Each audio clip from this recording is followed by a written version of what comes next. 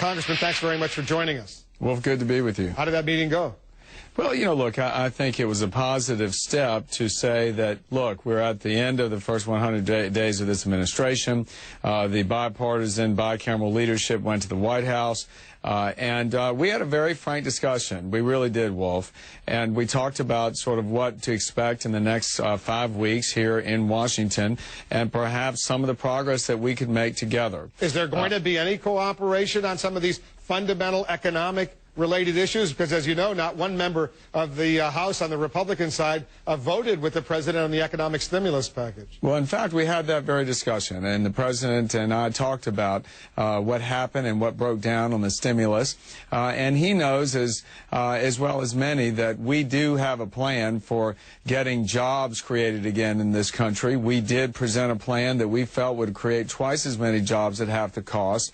But I think we agreed that perhaps because things broke down there, that maybe we should look for new ways of doing things. Are there any new ways, do you think? Is there any opening where we can see Republicans in the House and Senate work together with the Democrats and the White House? Well, I really do see that, Wolf. There are a few things. Give me an example. Well, for example, the president started the week with a meeting of his cabinet, and he suggested to the cabinet secretaries that they find $100 million in savings so that we could perhaps see Washington begin to behave like most families and businesses are doing in tough times, which is to tighten the belt. So I asked the president to work with us. We have plenty of ideas of how to cut waste in Washington and accomplish some meaningful spending curtailment. And that's really what we've got to do. We've got to save some taxpayer dollars. Beyond that, we had a lot of discussion at this meeting on health care.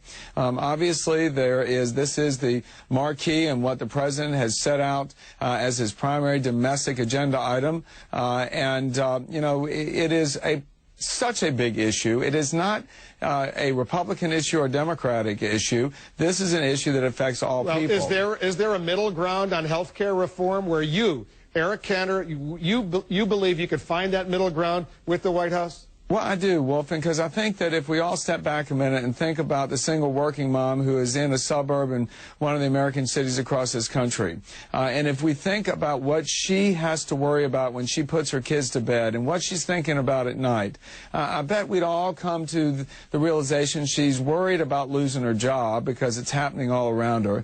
She's also worried if she loses her job, she's going to lose her health care.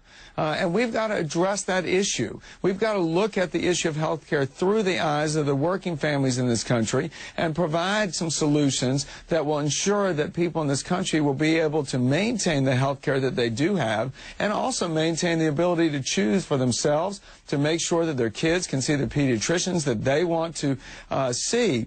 These are the kinds of things I think that all of us can agree on. And if we approach it from that level, I do think that we can produce some results.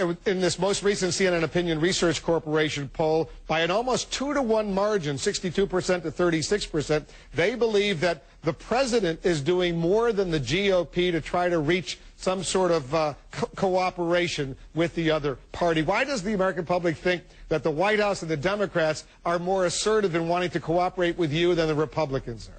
Well, Wolf, I may lay some of the blame back on that, on some of your colleagues in the mainstream media. It's just not as appetizing, I guess, to cover the plans that we have and the attempts that we've made and will continue to make to reach out not only to the president and the White House, but to Speaker Pelosi, who frankly has been unwilling to bring a consensus-building group together to try and see a way to bring the agenda back from the extreme to the mainstream. But we're going to continue trying.